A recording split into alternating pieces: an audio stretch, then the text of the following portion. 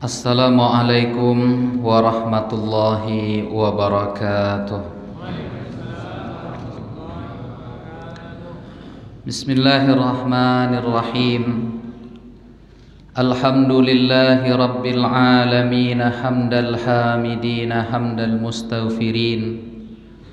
Assalatu wassalamu ala ashrafil anbiya'i wal mursalin, Sayyidina wa maulana Muhammadin wa ala alihi wa sahbihi ajma'in. Ashhadu an la ilaha illallah wa ashhadu anna Muhammadar Rasulullah. Fallahumma salli wa sallim wa barik wa an'im ala Sayyidina Muhammadin wa ala alihi wa sahbihi ajma'in. Allahumma inna asbahna fi ni'matin wa afiyatin wa sitrin, fa atimma alaina ni'mataka wa afiyataka wa sitraka fid dunya wal akhirah. Allahumma amin. Alim ulama, cerdik pandai, tokoh masyarakat, besar tak disebut gelar, kecil tak dihimbau nama, umumnya hadirin hadirat, tamu-tamu Allah, sidang jamaah salat subuh yang dimuliakan oleh Allah Ta'ala. Alhamdulillahi Rabbil Alamin. Kita bersyukur kepada Allah pada pagi yang penuh berkah ini. Allah menatap kita dalam keadaan beribadah kepadanya.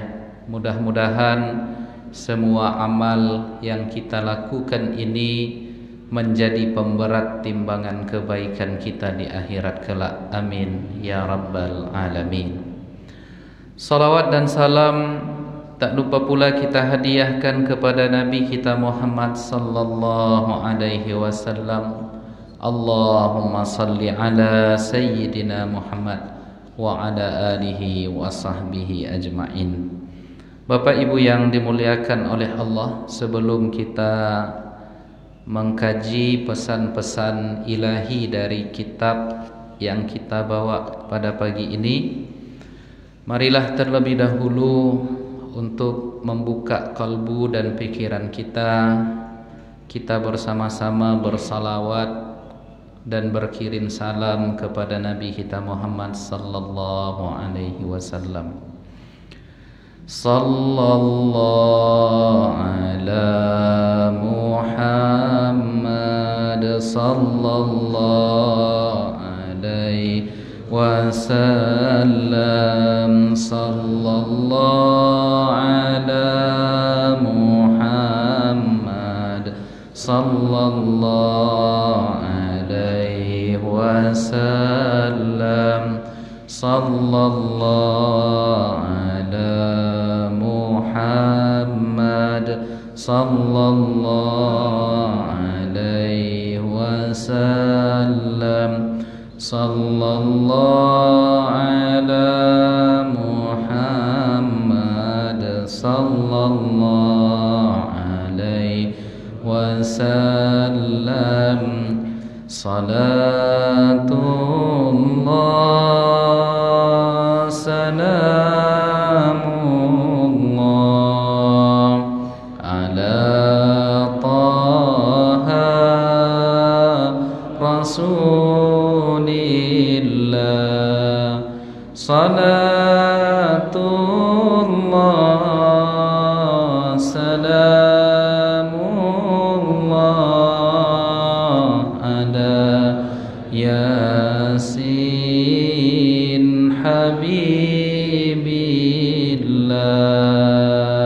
Tawassalna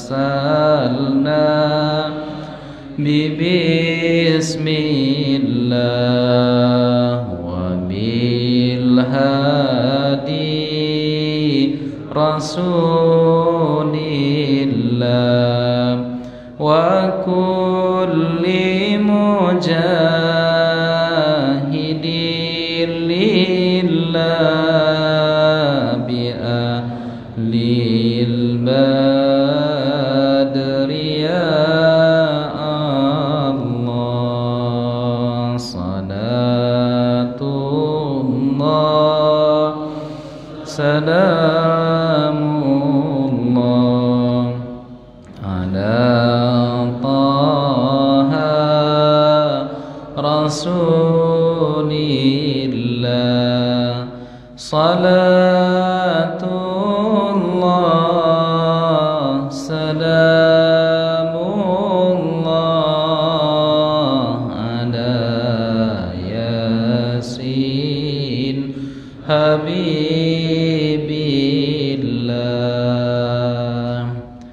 Allahumma salli salatan kamilatan wa sallim salaman tamman ala sayyidina Muhammadin alladhi tanhallu bihil uqadu wa tanfariju bihil kurabu wa tuqda bihil hawaiju wa tunalu bihir ghaibu wa husnul khawatimi wa yustasqal ghamamu biwajhihil karimi wa ala alihi wa sahbihi fi kulli lamhati wa nafathi wa nafathim bi'adadi kulli ma'lumillah. Yang terakhir ko tak dapat tadi ya nampaknya tak karena berzikir, tak karena tak dapat, tak karena suara ustadznya mungkin merdu, enggak? Bapak Ibu hadirin hadirat tamu-tamu Allah, sidang jamaah salat subuh yang dimuliakan oleh Allah Ta'ala. Kajian kita pagi ini adalah tentang hikmah yang bisa kita ambil dari ibadah puasa yang kita lakukan.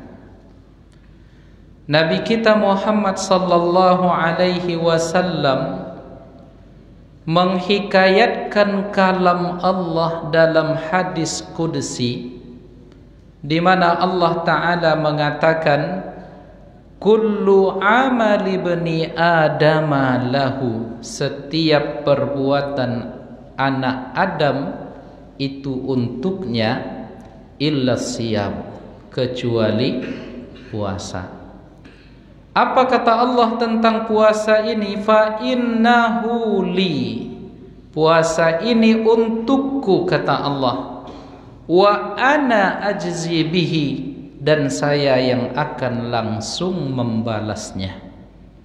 Lalu para ulama kita mencoba menafsirkan apa makna ketika Allah mengatakan puasa itu untukku dan aku sendiri yang akan membalasnya.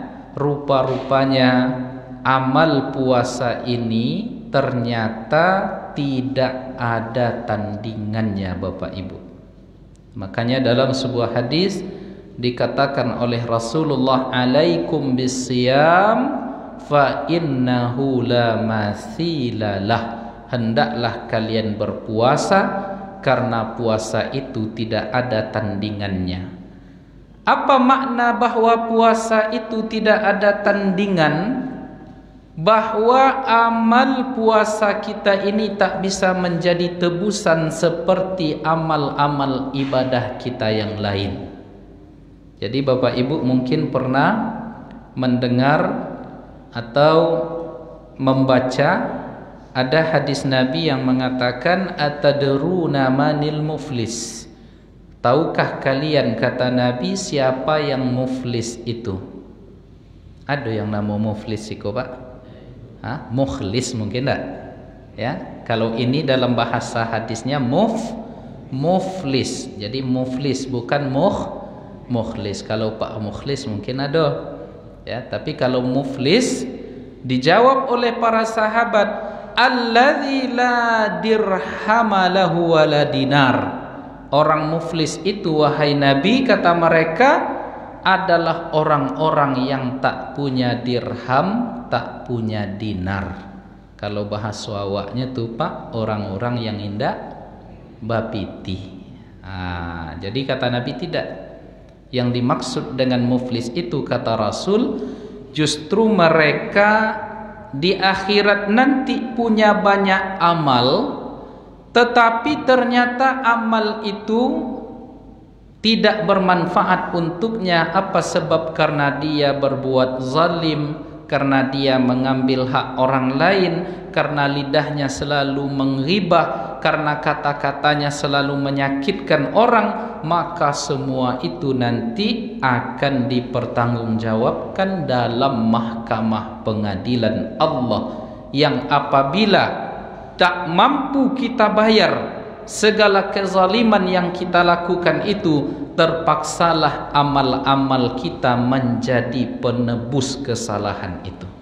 Jadi salat kita diberikan ke dia, zakat kita diberikan pahalanya ke dia, kemudian haji dan umrah kita diberikan kepada dia, sehingga habis semuanya, tak ada yang tersisa. Bahkan jika belum bisa ditebus dosa orang itu pula kita yang menanggung. Nah, itu kalau amal lain.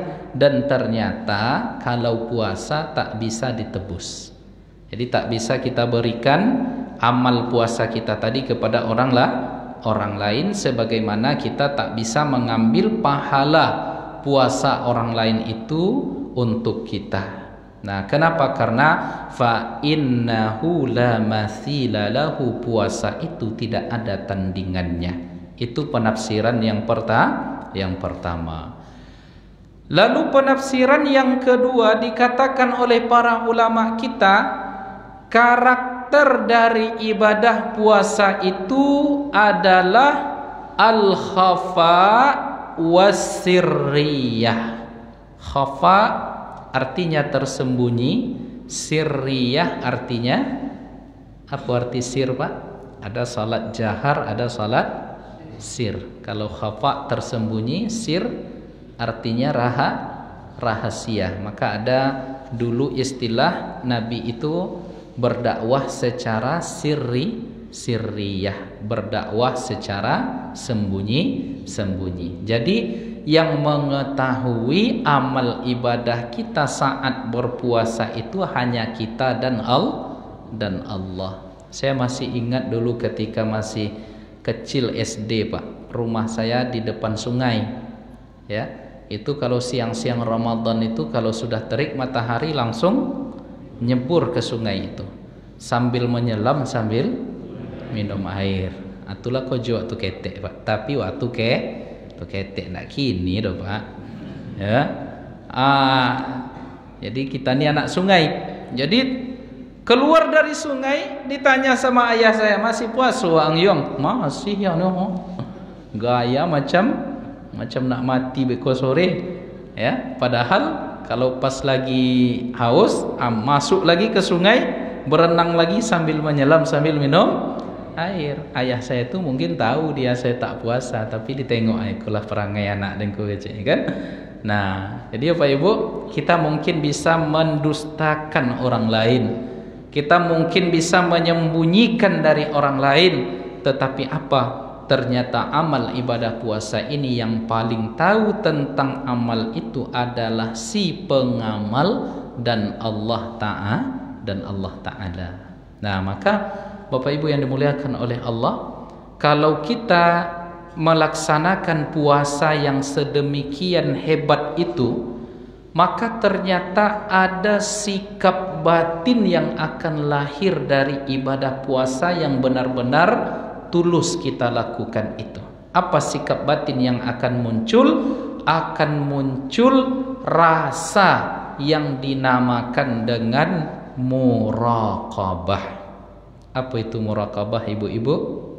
Muraqabah, rasa selalu diawasi, dilihat, dipantau oleh Allah.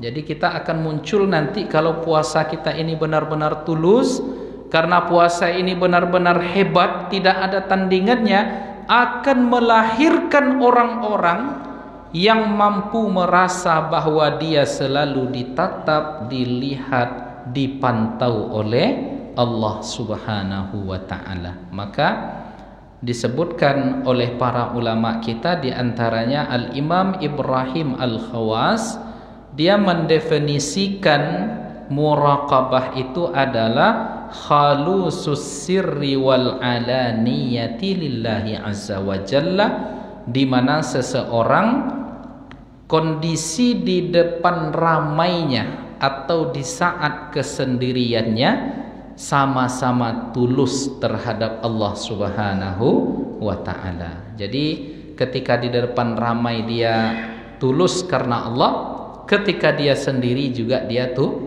tulus di hadapan Allah. Kalau awak kan tidak, kadang di depan orang ramai tidak tanggung, lumayan khusyuknya kita, tapi ketika sholat sendiri pikiran entah kemana perginya. Apalagi kalaulah waktu asar, Pak, ya, bulan puasa lah waktu asar itu macam-macam yang takana tuh, salalau, lotek, pical, apa boleh, Pak? Nah, kan tahu Pak tuh? Apa boleh, Bu? Cincau, esteba, tahu ibu-ibu ini rupanya. Jadi artinya banyak yang mengganggu ketulusan itu. Maka muraqabah adalah rasa kita di kesendirian atau di keramaian sama sesungguhnya kita ini di hadapan Allah. Jadi saat kita sendiri takut kita bermaksiat, saat kita di hadapan orang ramai khawatir bermaksiat, malu kita, maka pada saat kita sendiri rasa malu itu pun ada. Inilah yang dinamakan dengan muraqabah. Jadi puasa ini akan melahirkan sikap muraqabah. Lalu ditanyalah Imam Zunnun Al-Misri. Zunnun Al-Misri ini adalah salah seorang ulama berasal dari negeri Mesir. Dia ditanya oleh muridnya, bima yanalul abdul jannata, wahai Imam Zunnun Al-Misri, dengan apa seorang hamba Allah itu bisa menggapai surga? Jadi luar biasa pertanyaan-pertanyaan para ulama-ulama itu. Satu di antara mereka kalau bertanya itu luar biasa, Pak. Kalau para sahabat datang berjumpa dengan Rasulullah, pertanyaan mereka, ya Rasulullah, bagaimana caranya aku bisa di dekat engkau ketika di surga nanti? Jadi kata Rasul, ya sudah, perbaikilah makananmu, perhatikan yang halal dan yang haram, maka engkau akan bersamaku nanti ke surga. Datang lagi sahabat lain, ya Rasulullah, apa amalan yang mendekatkan aku ke surga dan menjauhkan dari neraka? Dijawab oleh Nabi, hendaklah engkau salat, hendaklah engkau zakat, hendaklah engkau haji, hendaklah bersedekah, hendaklah berpuasa, dirikanlah salat malam. Itu semua nanti akan mendekatkan ke surga, menjauhkan dari neraka. Jadi pertanyaan-pertanyaan orang-orang soleh itu berkualitas.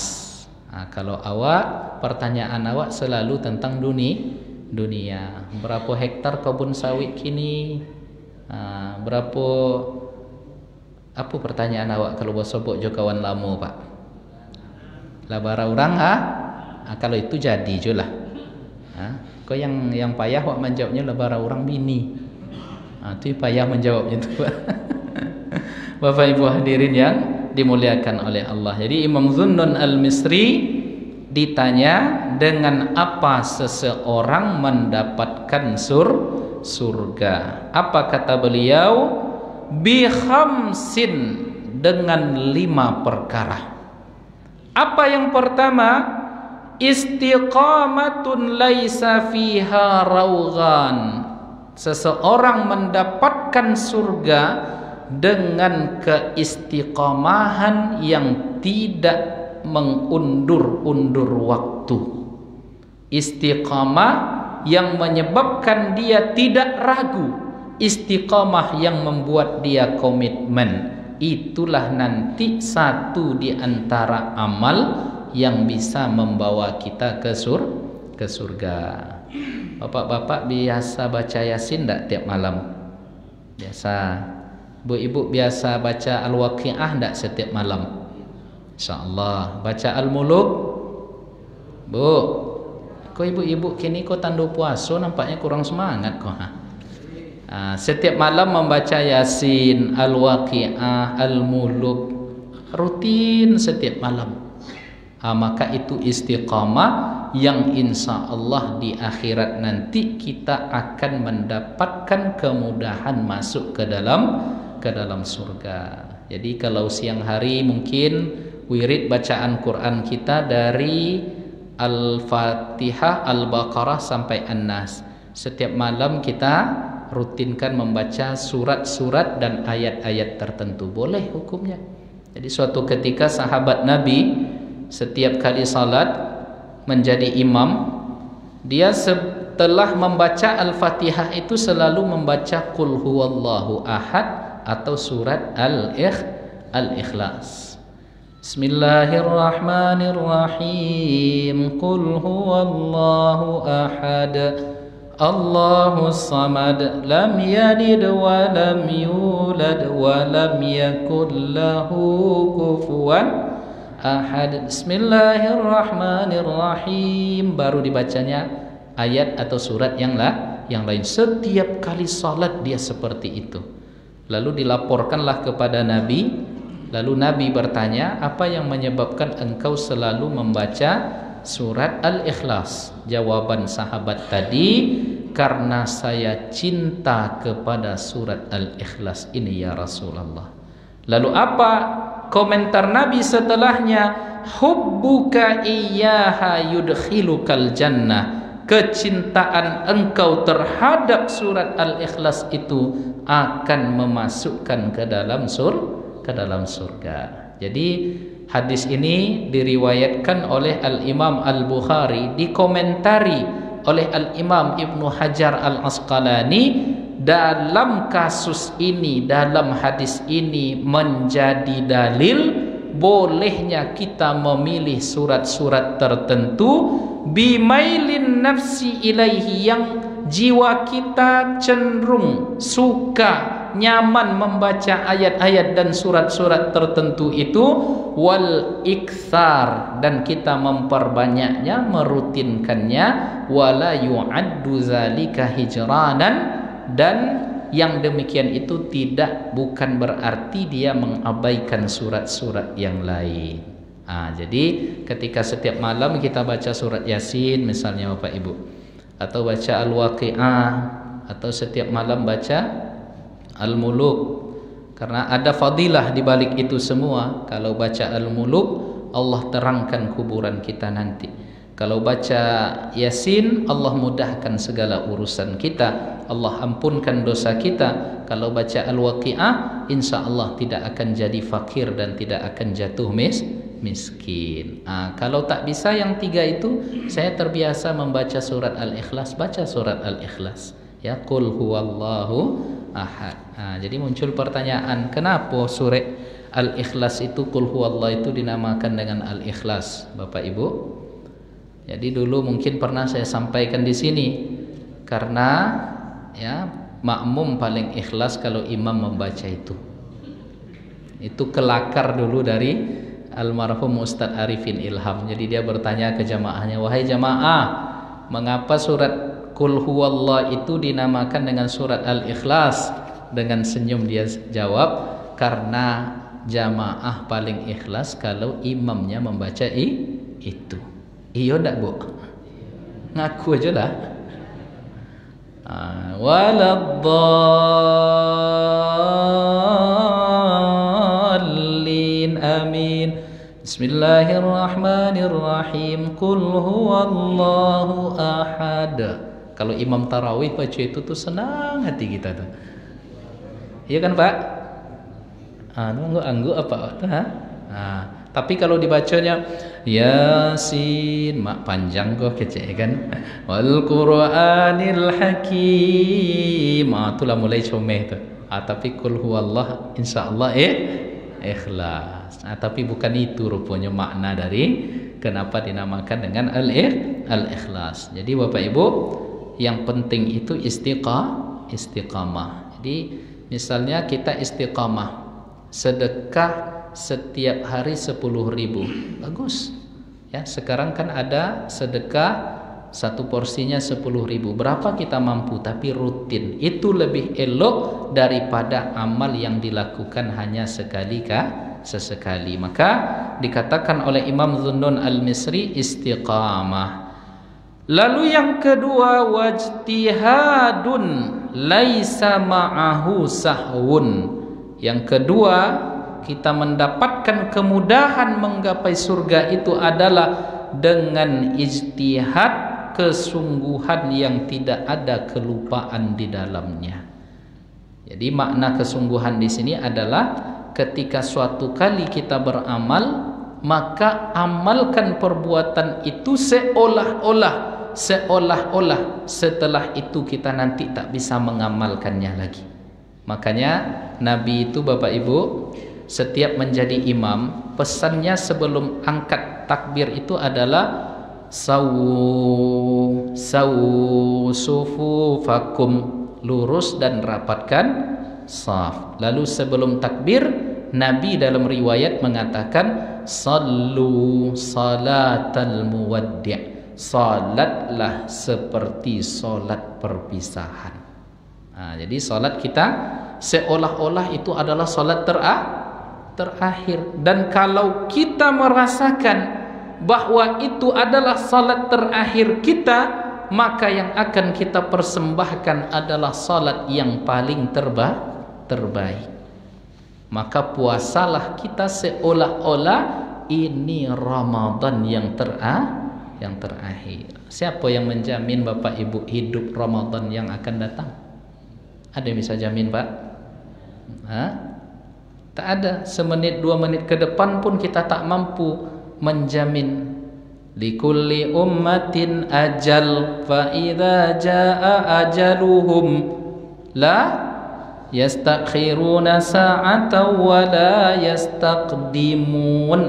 Maka kata Al-Imam Al-Qurtubi, supaya kita berijtihad itu bersungguh-sungguh dalam ibadah, kullama da'atka nafsuka litarki amalin salih, setiap kali ada gerakan arahan dari nafsumu agar engkau meninggalkan sebuah perbuatan yang baik, ada dibawanya kita oleh nafsu kita untuk tidak beramal, maka kata Imam Al-Qurtubi, fahaddis nafsaka, bawalah dirimu berbincang, la'alli bihadzal amal adkhulul jannah, jangan-jangan dengan amal ini nanti saya masuk surga.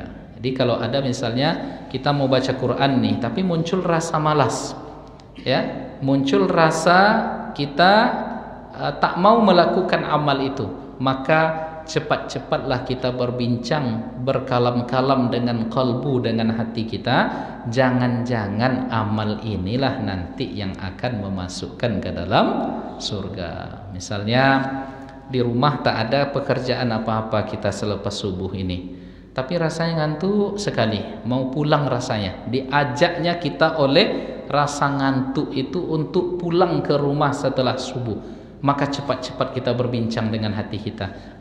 Duduklah agak sebentar bermajelis ilmu dulu, pengajian sampai nanti masuk waktu syuruk. Setelah syuruk baru pulang nanti. Ajak seperti itu diri kita berbincang, karena jangan-jangan justru duduk kita antara setelah subuh sampai syuruk nanti, justru inilah saat-saat yang Allah hargai kita dan Allah masukkan kita, melayakkan kita ke dalam surga. Kita tidak tahu amal mana. Bisa jadi amal sekarang, karena sekarang kita ikhlas, karena sekarang kita nyaman, karena sekarang kita bahagia berada di kumpulan orang-orang soleh, bahagia bersama umat Nabi Muhammad. Jangan-jangan inilah nanti yang akan membawa kita ke surga. Kan kita tak tahu, Pak, entah amal mana nanti yang melayakkan kita ke surga. Jadi berbaik sangka selalu kepada Allah dengan ijtihad. Ijtihad itu adalah kesungguhan dalam beribadah. Jadi ada jamaah kita Bapak Ibu di Jalan Pajar, Labuh Baru. Usia Bapak itu hampir 80 tahun, meninggal sebelum Ramadan kemarin. Itu amal unggulan kesungguhan beribadahnya luar biasa. Ya, setiap jam 10 pagi hari Jumat dia sudah berada di saf terdepan di masjid. Dan itu diamalkannya selama 10 tahun terakhir. Itu kesungguhan, dan ternyata meninggalnya Pak sangat mudah sekali. Ya, pulang dari masjid pusing, ya berbaring, ya dipanggilnya anak-anaknya, nih dah kelam nampaknya nak, katanya tolonglah ke sini, katanya. Datang anak-anaknya, lalu diucap oleh anak-anaknya la ilaha illallah, la ilaha illallah. Tak sampai 3 kali la ilaha illallah, habis hilang. Kan indahnya kematian Bapak Ibu, ya. Dan itulah yang kita minta kepada Allah, itu mati yang indah. Dan kalau sudah la ilaha illallah akhir kalamnya, kira-kira itu masuk surga atau neraka tuh Pak? Ya, man kana akhiru kalamihi la ilaha illallah dakhalal jannah. Siapa yang akhir kalamnya la ilaha illallah, itu masuk surga. Coba tengok, ada rasa kesungguhan untuk beribadah. Makanya saya ketika dapat kabar beliau meninggal itu, kita takziah, menangis saya Pak. Ya, kalah saya dan kita dibuatnya. Jam 10 lah datangnya ke Mas Haji Pak. Ya, kalau awak jam 10 tuh ngapu baru hari Jumat tuh. Ngapu Pak? Mungkin masih nonton berita lah, mungkin enggak? Ya, berita minyak goreng naik mungkin enggak? Ya. Bapak Ibu hadirin hadirat yang dimuliakan oleh Allah, istiqamah, ijtihad. Lalu yang ketiga kata Zunnun al-Misri, wa muraqabatullah, dan rasa selalu diawasi oleh Allah Ta'ala. Lalu yang ketiga, wantizarul maut, bersiap-siap menanti kematian. Kullu man 'alaiha fan, setiap yang ada di muka bumi ini fana, terbatas oleh ruang waktu di mana akan sampai akhirnya nanti berakhirlah jatah usia kita. Wa yabqa wajhu rabbika dzul jalali wal ikram, yang kekal hanyalah Allah yang maha perkasa dan maha mulia. Wantizarul maut, kemudian yang kelima yang terakhir adalah wa muhasabatu nafsika, dan engkau mengira-ngira, menghitung-hitung dirimu qabla an tuhasab, sebelum engkau dihisab nanti di akhirat. Jadi yang pertama istiqamah, yang kedua ijtihad kesungguhan, yang ketiga muraqabah. Ini kaji kita. Muraqabah, selalu merasa diawasi oleh Allah. Kemudian yang keempat menanti, bersiap-siap untuk mati, dan yang kelima muhasabah. Nah, kaji kita tadi muraqabah itu, maka Allah Ta'ala mengenalkan dirinya kepada kita dengan nama Ar-Raqib. Jadi satu di antara Asmaul Husna itu, nama Allah itu adalah Ar-Raqib. Bapak Ibu sudah hafal Asmaul Husna?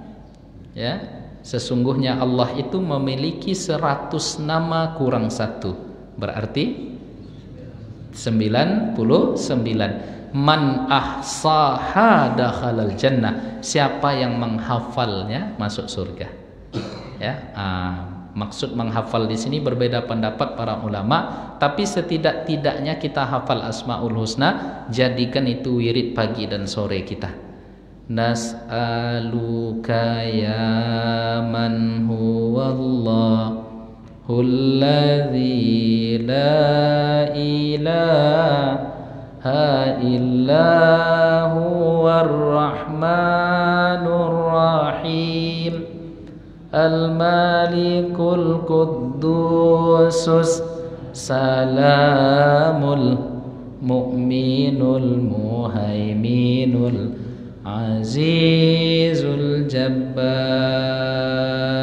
al-mutakabbirul khaliqul bari'ul musawwiru ghaffarul qaharul wahabur razzaqul fattahul alim al-qabidul basitul khafidur rafi'ul mu'izzul mudhillus, dan seterusnya. Kalau wak baca nanti masuk waktu duha nanti, ya, panjang. Jadi di antara Asmaul Husna itu adalah Ar-Raqib, Allah yang maha memantau. Apa makna dari Ar-Raqib ini? Alladzi la yaghfalu wa la yanam. Allah yang tak pernah lalai, Allah yang tak pernah tidur. Ahata basaruhu bikulli syai'. Segala dengan pandangan kemuliaannya Allah itu mengetahui, melihat, memperhatikan, sehingga kalau rasa muraqabah ini muncul di dalam diri kita Bapak Ibu, maka akan melahirkan buah. Buah pertama yang akan kita petik dari muraqabah itu adalah sikap wara'. Wara' itu apa? Berhati-hati terhadap yang syubhat, apatah lagi kepada yang haram. Jadi ada sebuah kisah menarik Bapak Ibu. Istri dari Umar bin Abdul Aziz, ini namanya adalah Fatimah binti Abdul Malik bin Marwan. Jadi Fatimah ini saat itu mungkin adalah wanita yang paling beruntung di muka bumi. Apa sebab? Karena ayahnya Abdul Malik bin Marwan seorang khalifah. Abang-abangnya 4 orang saudara kandungnya jadi khalifah. Dan nasib baik pada saat itu Umar bin Abdul Aziz suaminya pula adalah seorang khalifah. Anak khalifah, saudari khalifah, dan istri dari khalifah. Kira-kira Bapak Ibu, ya, orang-orang seperti ini, wanita seperti ini, tentu dia menjadi wanita yang paling bahagia. Dan ketika ayahnya menjadi khalifah, berikut abang-abangnya menjadi khalifah, dia banyak diberikan hadiah perhiasan yang mewah-mewah oleh ayahnya dan abang-abangnya. Wajar tidak? Wajar, ya. Tentu sayang ke anak pedusi, ya. Ayahnya ngasih harta, abang-abangnya ngasih, memberikan perhiasan-perhiasan, ada cincin, ada subang, ada gelang. Apa boleh Bu? Ibu-ibu yang tahu kah? Ada gelang, ada subang, ada cincin, ada pokoknya itulah. Jadi berkarung-karung emas yang dimiliki oleh Fatimah binti Abdul Malik. Lalu pada malam pertama setelah suaminya diangkat menjadi khalifah, dipanggillah Fatimah ini oleh Umar bin Abdul Aziz. Wahai istriku, selama ini kita sudah hidup enak, kita sudah bahagia, makanan berlimpah, kendaraan mewah, rumah bagus, perhiasan-perhiasanmu tak terbilang, berkuintal-kuintal, berkarung-karung. Kata Umar kepada istrinya, sekarang kita sudahilah kenikmatan itu. Lah nikmat selama ini, bagaimana kalau seluruh perhiasan yang engkau miliki itu kita hibahkan ke Baitul Mal untuk kepentingan kaum muslimin. Kalau bini awak dibuat model itu kira-kira apa jawabannya, Pak? Hah? Kata apa ke ibu, Bu, kan ada tuh gelang subang kalung ibu tuh, kita berikanlah, kita wakafkanlah untuk Masjid Muhajirin tuh, ha? Kira-kira jawaban orang rumah awak apa, Pak? Hah? Oh, ibu-ibu tanya lo, apa jawaban ibu-ibu? Kecek apa? Tanyalah ke ibu-ibu dulu. Lah ibu-ibu kumpulkan 5 tahun 6 tahun tuh, ha? Gelang subang, apa leh? Emas, permata, cincin, berlian. Tiba-tiba suami meminta untuk diberikan begitu saja ke Baitul Mal. Apa jawaban ibu-ibu? Coba jawab dengan jujur. Kalau ada yang menjawab, ambo serahkan Ustaz, itu wanita solehah tuh. Ya. Tapi ada juga mungkin yang agak payah menjawab deh. Ya payah menjawab kok. Ya. Apalagi minyak-minyak goreng mahal kini ya, Bu, ya. Itu tambah payah lo menjawab. Nah, tapi apa jawaban Fatimah ketika itu? Baiklah wahai Umar, wahai suamiku, kita hibahkan segala perhiasan ini untuk kepentingan kaum muslimin. Dihibahkannya, lalu 2 tahun, tak sampai 3 tahun setelah itu meninggallah Umar bin Abdul Aziz. Jadi dalam riwayat diceritakan Umar bin Abdul Aziz ini kan pemimpin yang adil, pemimpin yang soleh. Ada yang tak senang, akhirnya diberikan racun, temakanlah racun itu sama dia. Ya, jadi biasanya orang-orang baik ini kalau tak habis dia dihabisi. Resiko, ya, karena memang kebijakannya itu luar biasa, sehingga pada masa Umar bin Abdul Aziz ini payah mencari orang yang mau menerima zakat. Ya, kalau yang kayak gini ada pemimpin 4 periode, 5 periode pun tak masalah ya, Pak. Ya nak, Pak? Ya nak, Pak Haji? Ya. Setuju 3 periode? Siapa gini kok? Hah? Ustaz macam tak tahu pula kan? Ya. 2 periode cukup, 2 periode atau 3 periode, Pak? 2 aja ya. Karena itu undang-undangnya kan. Tapi kalau ada orang yang seperti Umar bin Abdul Aziz itu 10 periode pun seperti dia itu tidak masalah, ya. Nah, ini bahasa hati kita aja nih, karena memang pemimpin yang adil, pemimpin yang baik itu dicintai oleh masyarakat. Walaupun begitu tentu orang-orang ada yang terganggu kepentingannya. Akhirnya Umar bin Abdul Aziz ini diracun. Ya, jadi setelah diracun, di akhir hayatnya para orang-orang dekat, para ulama meminta supaya Umar ini, wahai Umar, tinggalkanlah harta, tinggalkanlah wasiat untuk anak-anakmu. Anaknya semua 40 orang. Dan ke-40-nya ini ahli Quran semuanya, Pak. Hafal Quran semuanya. Maka kata Umar, saya tak perlu berwasiat lagi kepada anak-anakku. Iyakunu salihin, fallahu yatawalla umurahum. Kalau mereka sudah jadi orang soleh, Allah sendiri yang ngurusnya nanti. Saya tidak risau lagi, katanya. Awak anak bertigonya payah pula menciptakannya menjadi anak yang soleh. Ya, Umar bin Abdul Aziz 40 orang anaknya semuanya menjadi orang-orang soleh. Nah, kalau 40 anaknya, istrinya berapa tuh? Hah? Bu, tak tahu ya. Kok sampai ke situ loh kaji wak tadi? Sampai di mana terakhir? Apa tadi ceritanya, Pak? Fatimah binti Abdul Malik, meninggallah dia. Lalu rupanya apa yang terjadi, Bapak Ibu? Datanglah pegawai Baitul Mal itu menjumpai Fatimah binti Abdul Malik. Apa katanya? Karena mereka masih ada hubungan kekerabatan, ya, jadi masih sepupuan. wahai saudari sepupuku, dulu beberapa tahun silam engkau pernah menyerahkan hartamu untuk dijadikan sebagai harta baitul mal. Nah sekarang ini aku serahkan kembali harta itu, karena memang akadnya ketika itu aku tulis sebagai wadi'ah. Wadi'ah apa artinya Pak? Harta titipan. Kalau titipan kan boleh kalau harta titipan boleh diambil balik? Boleh. Kira-kira ya, banyaknya harta tadi, perhiasan tadi, kalau dikembalikan ke kita mungkin kita terima. Oh iya pula ya, ini kan akadnya dulu adalah wadi'ah, harta titipan. Tetapi apa jawaban dari Fatimah? Tidak.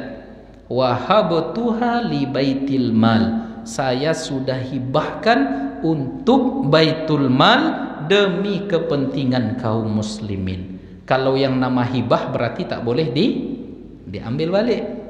Ya, maka ada dalam sebuah hadis dikatakan al-aid li hibatihi, orang yang mengambil kembali pemberian yang ia sudah berikan ke orang lain, maaf cakap, itu lebih hina dari anjing yang memakan muntahnya kembali.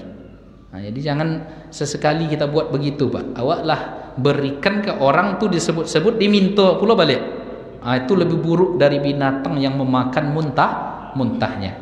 Nah, jadi kata Fatimah binti Abdul Malik, istri dari Umar bin Abdul Aziz, akadnya dari saya dulu harta ini adalah sebagai hibah, pemberian, bukan wadi'ah, titipan.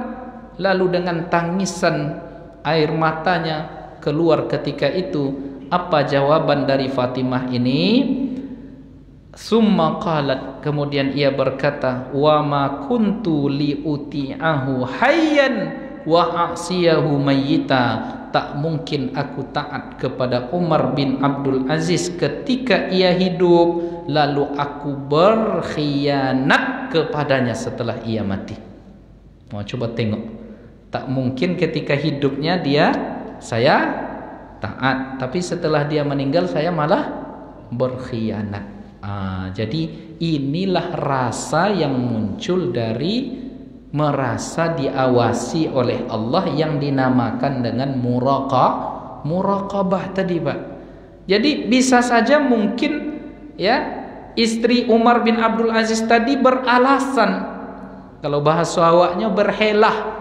Oh, ini kan catatan dari Baitul Mal hanya barang harta titipan, tetapi tidak bagi dia. Semua ini sudah aku berikan kepada Baitul Mal. Jadi poinnya di sini, kalau ada rasa muraqabatullah, maka yang subhat itu, yang haram itu, takut kita untuk mendekatinya Bapak Ibu. Ya, karena hisabnya nanti lama. Jadi inilah buah dari puasa, muncul sikap muraqabah, kemudian akan melahirkan wara', kehati-hatian kita terhadap sesuatu yang belum jelas halal dan haramnya, dan hati-hati pula tentunya kepada yang haram. Maka kita sudah 8 hari berpuasa, dan kita berpuasa ini dari yang halal. Kan halal nasi itu, kan halal sate itu, kan halal sayuran itu, kan halal minuman itu sah. Tetapi haram kita konsumsi karena kita berpuasa. Mampu kita di dalam Ramadan itu mempuasakan diri kita dari yang haram, maka tentu logikanya akan lebih mampu pula kita nanti di luar Ramadan mempuasakan diri dari yang haram. Dari yang halal saja mampu kita kok, ya, 30 hari 29 hari mampu kita. Maka akan lahirlah sikap wara' tadi, berhati-hati dari segala sesuatu yang subhat. Yang subhat itu yang melonjoleh Bapak Ibu, iko halal atau haram, tinggalkan saja ya, jangan ragu-ragu, karena jika ternyata haram nanti hisabnya lama di sisi Allah Subhanahu wa ta'ala. Lah masuk waktu syuruk Pak Jun, 4 menit lagi. Awak tambah, awak sampai zuhur Pak ya. Oh, enggak ada yang jawab dah. Berarti sampai sampai suruk lah. Baik. Jadi yang akan lahir sifat wara. Lalu yang kedua, buah dari muraqabah, hasil dari tarbiyah puasa yang kita lakukan itu akan melahirkan sikap amanah. Ya. Jadi yang pertama kali kata Rasul, yang akan diangkat dari umatku ini adalah amanah. Jadi sulit, ya, payah kita mencari pemimpin yang jujur, walaupun tetap akan masih ada, tetapi rasa amanah ini sudah mulai terkikis. Lalu apa yang terjadi tentang amanah ini? Ada sebuah kisah Bapak Ibu yang semua kita mungkin sudah tahu. Suatu ketika Umar bin Khattab jalan-jalan di tengah malam di kota Madinah ditemani oleh pembantu beliau yang bernama Aslam. Jadi karena lelah jalan-jalan keliling nengok kondisi rakyat, kalau bahasa sekarangnya belusukan, ya, belusukan, turun ke rumah-rumah. Lalu tersandarlah dia di sebuah rumah yang dari balik dinding rumah itu terdengarlah percakapan. Yang satu mengatakan, wahai anakku, apa kata dia kepada anaknya tadi? Ya, disebutkan di sini, ya bintah qumi ila zalikal laban famzuqihi bilma. Wahai anak perempuanku, ambil air lalu campurkanlah ke susu itu. Nah, jadi berarti mereka ini penjual susu. Supaya susu ini terlihat lebih banyak nanti, maka campurkan dengan air, bukan hanya susu murni. Lalu apa kata anak perempuan tadi? Ya ummah, awa ma'alimta bima kana min azmati amiril mu'minin. Apakah ibu tidak tahu ada kebijakan, edaran, aturan dari Umar bin Khattab sebagai pemimpin kita untuk tidak boleh mencampurkan susu dengan air. Jadi apa jawaban ibunya tadi? Tidak apa-apa nak, campurkan sajalah.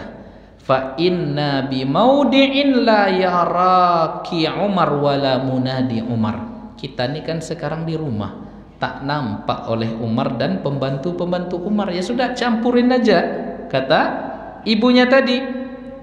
Nah, lalu apa kata perempuan solehah tadi? Wallahi, demi Allah, ma kuntu li uti'ahu fil mala wa a'siyahu fil khala. Tak mungkin aku taat kepada Umar di depan orang ramai, lalu ketika kita sendiri sekarang di rumah ini kita berkhianat kepada Umar itu, wahai ibu. Lalu dipaksa juga oleh ibunya, tidak apa-apa, tidak nampak Umar itu doh. Apa jawaban dari anak perempuan tadi? Sekalipun Umar tak melihat, tetapi Tuhannya Umar meninjau, memantau kita. Oh, kagetlah Umar dengan jawaban tadi, Pak. Malam itu juga pulang Umar itu ke rumahnya.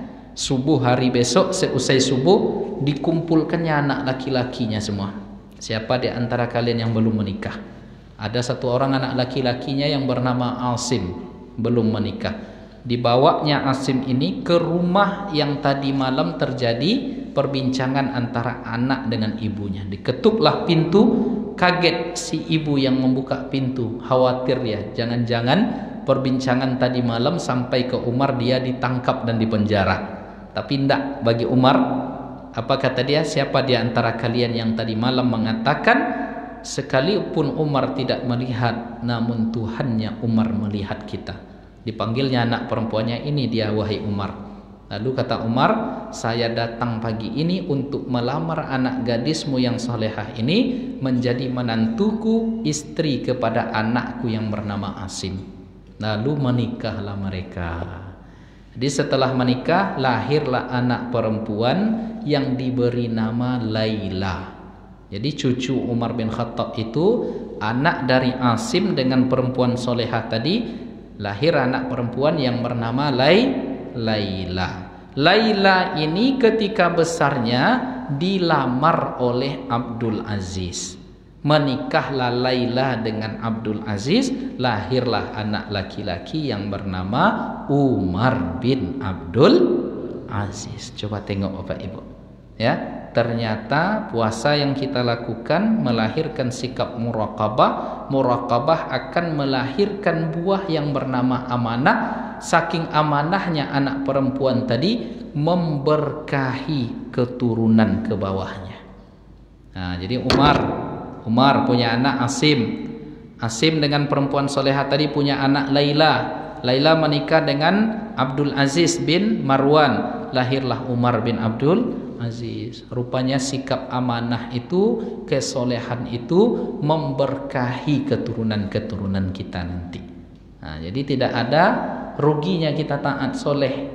Ya, kalau tak anak yang soleh nanti mudah-mudahan ketemu di cucu. Kalau tidak cucu nanti ketemu di cicit. Kalau tidak ketemu juga dicicit di apa nama di bawah tu lebu? Anak, cucu, cicit di bawah tu apa namanya le? Cucut. Itulah kira-kira. Jadi kalau tak di anak, di cucu dapatnya nanti mereka lah nanti orang-orang yang akan mendoakan kita ketika kita terbaring di alam kubur. Rabbighfirli wa liwalidayya warhamhuma kama rabbayani shaghira. Didoakannya pula kita oleh cucu-cucu kita, wali ya ajdadina wali jaddatina, begitu juga ke kakek-kakek kami, buyut-buyut kami ya Allah, nenek-nenek kami ya Allah, wali ajdadina wali jaddatina, maka kita insyaallah mendapatkan ampunan dari Allah. Maka pesannya Bapak Ibu untuk diri saya dan kita semua yang berhadir di masjid ini, jadikan puasa kita ini betul-betul puasa yang berkualitas. Tak ada yang menjamin kita ketemu Ramadan yang tahun yang akan datang, sehingga dari puasa yang kita amalkan ini tidak hanya yang kita dapatkan letih, lelah, dahaga dan haus, lapar saja, tetapi membuahkan sikap muraqabatullah, merasa kita dipantau oleh Allah, maka Allah sendiri yang akan menghargai kita. Allah lekatkan sifat amanah dan warak dalam kehidupan kita. Kalau itu sudah ada, memberkahi kita, keluarga kita dan anak keturunan kita. Itulah surga sebelum surga yang kita rasakan di bumi ini. Ada surga di bumi ini sebelum surga di akhirat nanti. Apa dia? Ketenangan jiwa, ketentraman batin, kesolehan anak-anak keturunan. Itulah surga dunia ini Bapak Ibu. Maka untuk mencapainya, jalan awalnya adalah kualitaskan puasa yang kita amalkan ini. Itulah barangkali kajian kita pada subuh ini. Ya, tidak ada tanya jawab karena mungkin tidak ada sarapan setelah ini. Ya, kalau minggu lalu ada sarapan ya Pak Jun. Nah, kalau kini tak ada. Ya, baik, kita tutup dengan doa kafaratul majlis. Subhanakallahumma wa bihamdika asyhadu an la ilaha illa anta astaghfiruka wa atubu ilaik. Sebagaimana kita buka tadi dengan salawat, kita tutup pula dengan bersalawat kepada Nabi kita Muhammad sallallahu alaihi wasallam. Sallallahu rabbuna ala nuril mubin Ahmadal Mustafa Sayyidil Mursalin wa ala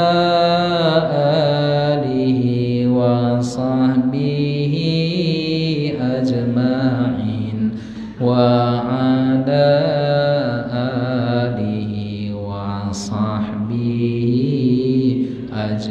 ajma'in. Allahumma salli ala sayyidina Muhammad wa ashghili zalimin bizzalimin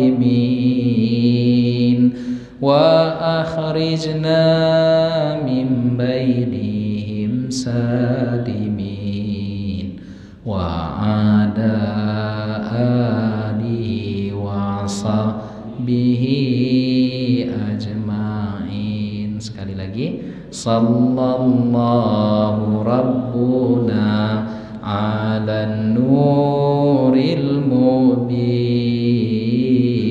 Ahmadal Mustafa Sayyidil Mursalin وعلى آله وصحبه أجمعين وعلى آله وصحبه أجمعين وبالله التوفيق والهداية. Wassalamualaikum warahmatullahi wabarakatuh.